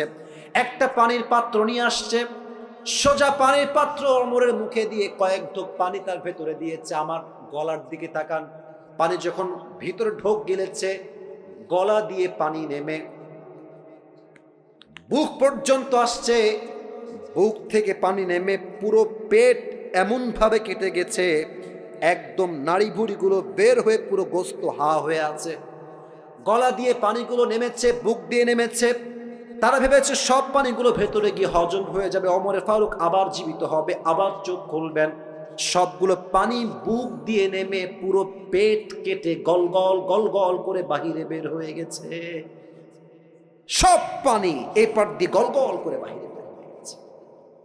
সাহাবীরা এই দৃশ্য সচক্ষে দেখে they were surprised, অবাক, এটা কি দেখলাম? ডাক্তাররা বলছে পানি দিয়ে কাজ হবে না, দুধ নিয়ে আসো। সব সাহাবী দৌড় দিয়ে গিয়ে দুধ নিয়ে আসছে। ওমরে ফারুককে পেছন দিক থেকে হালকা উঠিয়েছে, দুধ দিয়েছে, দুধটা গলা দিয়ে নেমে বুক দিয়ে নেমে পুরো পেট কেটে সবগুলো দুধ গল গল করে বাহিরে বের হয়ে গেছে। এই দৃশ্য দেখে ডাক্তাররা বলছে মাফ করে দিবেন, আর সম্ভব না, অমর হয়তো বা শেষ, হয়তো সে আর কখনোই চোখ খুলবে না।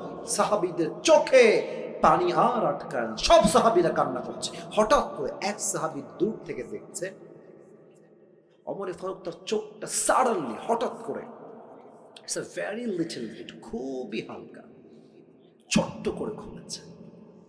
এই চোখটা দেখে ওই দূর থেকে সাহাবী দৌড় দিয়েছে, ইয়া ওমর মালাকা ইয়া ওমর, মালাকা ইয়া ওমর, হে ওমর আপনার কি হয়েছে, আপনার কি দরকার আমাকে বলেন। ওমরে ফারুক কথা বলছেন না, বলছেন তোমার ঠোঁট না কানটা আমার ঠোঁটের কাছে নিয়ে আসো। ওই সাহাবী দৌড় দিয়ে কানটা ওমরের ঠোঁটের কাছে নিয়েছে। আর সে ভাবছে হয়তো আমাকে শেষ কথা বলবে, এই সাহাবী খবরদার আমার রাজ্য দেখে রেখো, বউ দেখে রেখো, সন্তান দেখে রেখো। হি ওয়াজ থিংকিং লাইক দ্যাট। তার চিন্তাই ছিল এইটা যে ওমর আমাকে শেষ কথা এটাই ওসিয়ত করবে।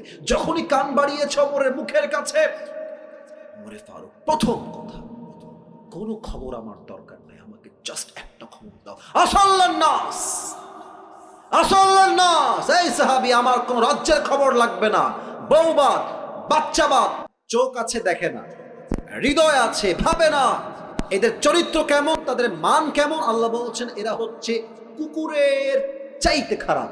আমি বলবো এই যুবক বলো তো আল্লাহ কুকুরের চাইতে খারাপ কেন বললেন? বলবেন হুজুর কুকুর তো একটা পারুটে পেয়ে মালিককে চিনতে ভুল করে নাই, আর মানুষকে আল্লাহ এত নিয়ামত দিয়েছে, মানুষ তার মালিককে চিনতে পারে নাই, এই মানুষ কুকুরের চাইতে বেশি খারাপ হয়ে গিয়েছে, ঠিক কিনা বলে? এক নাম্বার আত্মার পরিশুদ্ধি, দুই নাম্বার যে আল্লাহকে পেতে চায় তার কি লাগবে? নবীর ভালোবাসা। বলেন সবাই কার ভালোবাসা? তিন নাম্বার যেই বান্দা আল্লাহকে পেতে চায় তার জীবনে আব্বা আম্মার দোয়ার দরকার, বলেন সবাই আছে না নাই? চার নাম্বার যেই বান্দা আল্লাহকে পেতে চায় তার জীবনে নামাজের দরকার, সবাই বলেন আছে না নাই? এবার বলেন তো নামাজের কথা বলতে একটা হাদিস বলেছিলাম in a very shortcut way. Omar Farooq যখন মারা যাবেন শেষ মুহূর্তে উনি বলেছিলেন যে তোমরা আমার ধন সম্পত্তি সন্তান সন্ততি বউ সহ সবাইকে দেখে রেখো। ইয়েস নাকি নো? ইয়েস নাকি নো? শেষ কথা আসাল্লান নাস, আমি যে নামাজের ইমাম ছিলাম, আগে এটা বলো, সন্তান বা বউ বা আগে বলো, আমি যেই নামাজের ইমাম ছিলাম আমার পরে অজ্ঞান হওয়ার পরে এই নামাজটা জামাতে আদায় হয়েছে কিনা, সুবহানাল্লাহ পড়ে সবাই। চার নাম্বার গোলাম সাল্লাল্লাহু আলাইহি ওয়াসাল্লাম বলেছেন না যে নামাজ নাই যার ঈমান নাই তার। অতএব আল্লাহকে পেতে চাইলে চার নাম্বারে কি লাগবে? নামাজ। বলেন সবাই কি লাগবে? পাঁচ, যেই বান্দা আল্লাহকে পেতে চায় তার জীবনে কি লাগবে বলেন তো সবাই? নামাজ তো বললাম চার নাম্বার, পাঁচ নাম্বারে কি হবে? হ্যাঁ, পরকালমুখী। বলেন সবাই কি মুখী? ওই সময় বলেছিলাম পরকালমুখী হবেন কেমনে? চাহিদা বাড়াবেন না কমাবেন? বাড়াবেন না কমাবেন? যার চাহিদা যত কম সে ততই সুখী, তাই না? আপনি দেখবেন যে বড়লোকদের বাড়িতে, আমি যে ফ্ল্যাটে থাকি, টু বি অনেস্ট, মানে আমি আমার বাসা টিনের, এটা সত্য, আমার আব্বা আম্মা ওখানে থাকে, আমিও থাকি, আবার ফ্ল্যাটেও আমি থাকি। আমি যে ফ্ল্যাটে থাকি খুবই ভিআইপি। আমার যিনি মালিক, মানে ফ্ল্যাটের যিনি মালিক, উনি থাকেন সেকেন্ড ফ্লোরে। ভিতরে কি যে ভিআইপি, আপনি দেখলে অবাক হয়ে যাবেন। বাট অবাক করার বিষয় হচ্ছে বড়লোকদের বাসা এত ভিআইপি, এত টাকা ব্যাংকে গুনতেই পারে না, দেখবেন এরা ঘুমের ওষুধ না খাইলে ঘুম আসে না। আর রিক্সা চালায়, দেখবেন রিক্সার সিটে রাখে নিতম্ব আর মাথা এমনি দিয়ে ওখানেই ঘুম, ওর কোনো ওষুধ লাগে না, কারণ কি ওর চাহিদা কম শান্তি বেশি, ঠিক কিনা বলে? তাহলে পাঁচ নাম্বার দুনিয়ামুখী না পরকালমুখী? ছয় নাম্বার আল্লাহকে পেতে চাইলে নিশ্চিত ধৈর্যশীল হতে হবে। ধৈর্যশীল ছাড়া আল্লাহর সাহচর্য পাওয়া, আল্লাহর বন্ধু হওয়া ইজ নট পসিবল। ইয়া আইয়ুহাল্লাযীনা আমানু সবিরু ওয়া সাবিরু ওয়া রাবিতু ওয়াত্তাকুল্লাহা লাআল্লাকুম তুফলিহুন। O you have believed, be patient, raise in patience, and be steadfast on patience, and indeed you will become the victorious person in this world and the next. আল্লাহ বলছে ধৈর্যশীল হও, ধৈর্যের ব্যাপারে প্রতিযোগী হয়ে যাও এবং ধৈর্য অবিচল থাকো, নিশ্চিত আমি আল্লাহ তোমাকে দুনিয়া এবং আখিরাত উভয় জায়গায় সফলতা দান করব। সুবহানাল্লাহ বলে সবাই। 6 নাম্বার ধৈর্যশীল হতে হবে। 7 নাম্বার তওবা এবং ইস্তিগফার। আমি বলবো, বলেন তো দোয়াটা কি শিখিয়েছিলাম, আপনি বলবেন, বলেন সবাই আস্তাগফিরুল্লাহ। দিল থেকে বলেন সবাই আস্তাগফিরুল্লাহ। শেষ দোয়া সবাই বলেন আল্লাহুম্মা গফিরলি। আবার বলেন আল্লাহুম্মা গফিরলি। এই 7টা আমল যেই বান্দা করবে তাকে সবচেয়ে কাছের বান্দা বানায় নিবে একজন। আওয়াজ দিয়ে বলেন সবাই, তিনি কে? 7টা আমল আমাকে বলতে পারবা, 3বার সুযোগ পাবা, বেঁধে গেলে 3বার বলে দিবে। কে আছো? বাঘের বাচ্চা দাঁড়িয়ে যাও। ওই ছেলে সবার আগে দাঁড়িয়ে গেছে, আসো। ওই ছেলেটা, এই যে সাদা এবং কালো, ব্ল্যাক কম্বিনেশন, আসো। White and black combination. আচ্ছা, ও না পারলে তোমাদেরকে কারো সুযোগ দিব। এই ভাইরা একটু সাইড দেন, ভাইরা ওকে একটু আসতে দেন। বসো বসো বসো বসো। আরে বাবা কই যায় রে? ওই কেউ যাবেন না। লিল্লাহি তাকবীর। প্রিয় ভাইরা, দুটো নিয়ম বলে দিচ্ছি। 1 নম্বর নিয়ম হচ্ছে তাকে আমরা 3বার চান্স দিব। বেঁধে গেলে কয়বার চান্স দিব? 3বার। আর যখনই সে কোনো উত্তর দিয়ে দিবে, যেহেতু অনেক মিডিয়ার ভাইরা আজকে এসেছেন, আমি অনেকে চিনি না, অনেকে দূর থেকে আসছেন, এই সাইডে আসো, ডান দিকে আসো। মাইক দিতে হবে প্রিয় ভাই, জি মাইকটা দিতে হবে। ও যখনই কোনো একটা উত্তর দিয়ে দিবে, তখনই আপনারা সবাই মিলে বলবেন জোরে সোরে মারহাবা। বলেন সবাই মারহাবা। আরে यार जोर से बोलो মারহাবা। মাশাআল্লাহ। ভাই তুমি সালাম দাও সবাইকে। আসসালামু আলাইকুম ওয়া রাহমাতুল্লাহ। তোমার সালাম উত্তর, সবার স্লো উত্তর। তুমি সালাম জোরে দাও। আসসালামু আলাইকুম ওয়া রাহমাতুল্লাহ। ওয়ালাইকুম আসসালাম ওয়া রাহমাতুল্লাহি ওয়া বারাকাতুহু। হ্যাঁ জোরে আছে রে। প্রিয় ভাই তুমি বলো, আমরা আজকে কাকে পাওয়ার জন্য আমল শুনেছি? আল্লাহ। মারহাবা বলো। এটা কিন্তু সম্মানের বিষয়। কালকে এটা তো আপলোড যাবে, সবাই তো দেখবে যে আপনার আওয়াজ কেমন। আরে আমি আওয়াজ হবে এমন, প্রত্যেকটা জেলার মানুষ বলবে ঝিনাইদহের মানুষের কাপুরুষের বাচ্চা নয়, সব সিংহ পুরুষগুলো আমার সামনে বসেছিল, ঠিক কিনা বলে? প্রিয় ভাই তুমি বলো তো, তোমার নাম কি? মোহাম্মদ জাহিদ হাসান। জাহিদ হাসান। বলো তুমি, আল্লাহকে পাওয়ার জন্য আজকে আমরা মোট কয়টা আমল নিয়ে আলোচনা করেছি? তোমার কোনো ভয় নাই, বাঘের বাচ্চা তুমি, মানে খুব সাহস নিয়ে কথা বলবা। বলো তো, আল্লাহকে পাওয়ার জন্য প্রথম আমলের কি দরকার? অন্তরকে পরিশুদ্ধ করতে হবে। বলো তো, অন্তর মোট কয় প্রকার? 3 প্রকার। আরে ভাই কর মারহাবা। 3 প্রকার কি কি? সুস্থ, অসুস্থ আর মৃত। এই তো বাধে না রে, তো লস হয়ে যাবে নাকি রে? আচ্ছা ঠিক আছে, তুমি বলো একটা ব্যাখ্যা বলো। অসুস্থ আত্মা যাদের, তাদের কি লাগে, তাদের সমস্যা কি? সবকিছু ভালো লাগে, সত্যটা ভালো লাগে, মিথ্যাটা ভালো লাগে। মারহাবা বলো সবাই। অসুস্থ আত্মা, ভালো কাজও ভালো লাগে, খারাপ কাজও ভালো লাগে। হয়ে গেছে, 1 নম্বর তুমি পাস, 100-তে 100 পেয়ে যাও। এবার বলো, আল্লাহকে পাওয়ার জন্য 2 নম্বর আমলটা কি ছিল? নবীজিকে ভালোবাসতে হবে। ভাবসা খারাপ। তুমি বলো তো একটা কথা, আউট অফ সিলেবাস, এটা আউট অফ সিলেবাস কোয়েশ্চেন। মনে করো আমার দাঁড়িয়ে আছে, কোনো মেয়ে বললো একে বিয়ে করবো না, আমার চিন্তা কি হবে? তাকে আমি বলবো যে যার দাঁড়িয়ে আছে সে অবশ্যই হ্যাঁ হ্যাঁ পারবে পারবে পারবে। আল্লাহ পাক রব্বুল আলামিনের আসল গোলাম, অথবা তিনি আল্লাহকে ভয় করেন। হ্যাঁ বলো সবাই মারহাবা। মানে তুমি বিয়ে করবে না তো কি হয়েছে? আমি আল্লাহর গোলাম, আমি আল্লাহর গোলাম হিসেবে বলছি, যে বিয়ে করতে চায় না সে আমার বউ হওয়ার যোগ্যতা রাখে না, ঠিক কিনা বলেন? আল্লাহ রসুলের ভালোবাসা 2 নাম্বার। 3 নাম্বার আমল কি ছিল? বাবা মাকে ভালোবাসতে হবে। আরে বলো সবাই মারহাবা। 4 নাম্বার আমল কি ছিল? নামাজ, 5 ওয়াক্ত নামাজ জামাতের সাথে আদায় করতে হবে। আচ্ছা বলো তো, ওমরে ফারুক তার জীবনের শেষ মুহূর্তে ওই সাহাবীকে কি বলেছিল? তিনি বলেছিলেন, আমি যে আমাদের জামাতের ইমাম হিসেবে জামাত পড়াছিলাম, সেই জামাত নামাজ জামাতের সহিত আদায় হয়েছে কিনা। আল্লাহু আকবার। জেনারেল ব্যাকগ্রাউন্ডের ছেলেও কিন্তু আলেম না, একদম সাধারণ ছেলে। বলো সবাই দিল খুলে মারহাবা। আচ্ছা নামাজ নিয়ে শেষ। 5 নাম্বার আমল কি লাগবে? পরকালমুখী হতে হবে।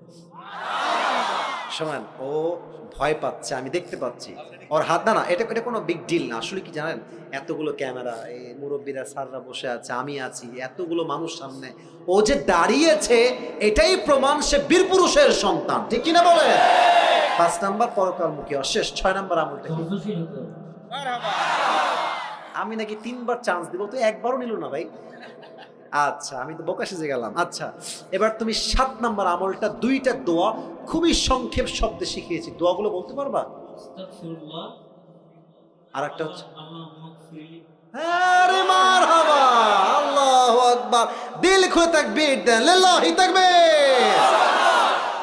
1 একটাও বাধে নাই। দেখেন ও কিন্তু সিরিয়াল কোনো নড়চড় করে নাই, মানে আমি যেমনি যেমনি সিরিয়াল মেনটেন করেছি, আমি আগে দেখি নাই। আমি এই ওয়াজটা আরো কয়েক জায়গায় করেছিলাম, অনেক আগে করেছি, এই মাসে খুবই কম করেছি, বাট আমি দেখেছি যারা বলেছে উল্টা পাল্টা সিরিয়াল, কিন্তু ও আমি যেই সিরিয়াল মেনটেন করেছি তাতেই বলেছে, এটাই প্রমাণ ওর ব্রেইন ভালো যুবক। আর ঠিক আছে না? আমি দোয়া করি আল্লাহ তাআলা ওকে দিনের একজন দায়ী হিসেবে কবুল করুন। সকলে পড়া আমিন। তুমি কোথায় পড়াশোনা করো? মাধ্যমিক বিদ্যালয়। মাধ্যমিক বিদ্যালয় কিসে পড়ো তুমি? ক্লাস 10-এ পড়ো। তোমার বাসা কি এখানে? মাগুরা জেলায়। মাগুরা জেলায় তোমার বাসা। আল্লাহ ওকে কবুল করুক। সকলে মন খুলে পড়া আমিন। আসো, তুমি আসো। মাশাআল্লাহ মাশাআল্লাহ। টুপিটা আর মাথা একটু বড় আছে, তবে হয়ে যাবে। মাশাআল্লাহ। টুপি তোমার চুল কেটে নিও, বলেন সবাই মারহাবা। আল্লাহ ওকে কবুল করুন। সকলে পড়া আমিন। বসো, তুমি এখানে বসো, নিচে বসে যাও, এখানে বসে যাও। ঠিক আছে ভাই, বসে পড়ো, বসে পড়ো, বসে পড়ো। আমার কলিজাটা ঠান্ডা হয়ে গেল যে আমি এত ভালো অডিয়েন্স পেয়েছি যে পুরো ওয়াজ এক চান্সে মুখস্থ বলে দিয়েছে। আল্লাহ তাআলা সবাইকে যেন কবুল করুন। সকলে মন খুলে পড়া আমিন। এখন একটা আবদার হচ্ছে, যারা বসে আছেন এই ল্যাটা মেরে না বসে একটু যদি আদবের সঙ্গে আত্তাহিয়াতুস সুরতে বসতেন খুবই ভালো হতো। এই তো মাশাআল্লাহ, বসা শুরু হয়ে গেছে। আর যারা দাঁড়িয়ে আছেন কলজার ভাইরা, দোয়া হবে তো 3 মিনিটের জন্য, শুধু দোয়ার জন্য বসে পড়লে ভালো হবে। এই তো বসে গেছে, এই তো ভদ্র সিনাদার মানুষ ভাইরা, মাশাআল্লাহ। শুধু দোয়ার জন্য বসেন, দোয়ার পরে আমরা বিদায় নিব, দোয়ার পরে কোনো কাজ নাই। এই তো বসে গেছে, মাশাআল্লাহ, বসে পড়েন আপনারা। এই তো এরা এমনি বসে গেছে, ভদ্র, শুধু দোয়ার জন্য, শুধু দোয়ার জন্য। সবাই তাকবীর দেন, লিল্লাহি তাকবীর। আল্লাহ তাআলা এই মাহফিলকে যেন আল্লাহর সন্তুষ্টির ওয়াসিলা হিসেবে কবুল এবং মঞ্জুর করে পড়ান আমিন। আমি আসিফ, প্রায় 1 ঘন্টা 40 মিনিট পার হয়ে গেছে। আমি অথবা কথায় ভুল হতে পারে, ত্রুটি হতে পারে। আল্লাহ ভুল ত্রুটি ক্ষমা করে দিয়ে সবাইকে সঠিক কথা অনুযায়ী আমল করার তৌফিক দান করুন, পড়ান আমিন। দুরূদ শরীফ পড়বেন একবার। আল্লাহুম্মা সাল্লি আলা মুহাম্মাদ ওয়া আলা আলি মুহাম্মাদ কামা সাল্লাইতা আলা ইব্রাহিম ওয়া আলা আলি ইব্রাহিম ইন্নাকা হামিদুম মাজিদ। দোয়ার সময় কেউ সেলফি তুলতে আসবেন না।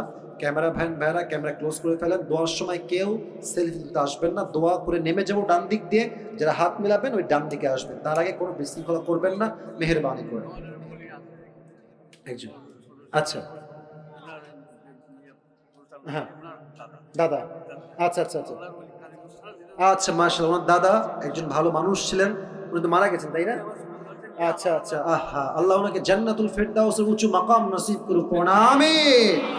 আচ্ছা ঠিক আছে, দোয়া করে দিই ইনশাআল্লাহ, সবার জন্য দোয়া করে দিচ্ছি। আলহামদুলিল্লাহি রাব্বিল আলামিন والصلاة والسلام على سيد الأنبياء والمرسلين وعلى آله وأصحابه أجمعين। আল্লাহ রাব্বুল আলামিন ঝিনাইদহের কালীগঞ্জের জমিন থেকে তোমার শাহী দরবারে হাত তুলেছে আল্লাহ। শত শত যুবক ভাইরা, মুরব্বী আব্বাজানরা হাত তুলেছে আল্লাহ। দয়া করে মেহেরবানি করে আমি অধম তোমাকে পাওয়ার জন্য 7টা আমল নিয়ে আলোচনা করেছি আল্লাহ। মেহেরবানি করে ভুল তুমি ক্ষমা করে দিয়ে সবাইকে তুমি সঠিক কথা অনুযায়ী আমল করার তৌফিক দান করে দাও আল্লাহ। আল্লাহ রাব্বুল আলামিন দয়া করে মেহেরবানি করে একজন আমার প্রিয় ভাই দোয়া চিন্তা দাদা, অনেক ভালো মানুষ আল্লাহ, আল্লাহ ওয়ালি ছিলেন আল্লাহ, মেহেরবানি করে উনি যত ভালো কাজ করেছে আল্লাহ, তার ভালো কাজকে সন্তুষ্টির ওয়াসিলা হিসেবে কবুল এবং মঞ্জুর করে নাও আল্লাহ। আমার বাম পাশে এই মাহফিলের সভাপতি সাহেব বসে আছে আল্লাহ, উনিও দোয়া চেয়েছে আল্লাহ। মেহেরবানি করে আমাদের মাহফিলের সভাপতি সাহেবকে তুমি পরিপূর্ণ শেফায়ে আজেলা কামেলা দান করে দাও আল্লাহ। আল্লাহ রাব্বুল আলামিন দয়া করে মেহেরবানি করে আজকের যেই মাদ্রাসার উদ্যোগে প্রোগ্রাম, যে কমিটির ভাইয়ের আয়োজন করেছে, আমার কলিজার টুকরা যুবক ভাইয়েরা কষ্ট করেছে, পরিশ্রম করেছে আল্লাহ। মেহেরবানি করে যেই ভাইয়েরা পরিশ্রম করেছে, কেউ টাকা দিয়ে, কেউ অর্থ দিয়ে, কেউ শ্রম দিয়ে, কেউ মেধা দিয়ে, যে যেইভাবে সহযোগিতার হাত বাড়িয়েছে, সকলের সহযোগিতার হাতকে তুমি তোমার সন্তুষ্টির ওয়াসিলা হিসেবে কবুল এবং মঞ্জুর করে নাও আল্লাহ।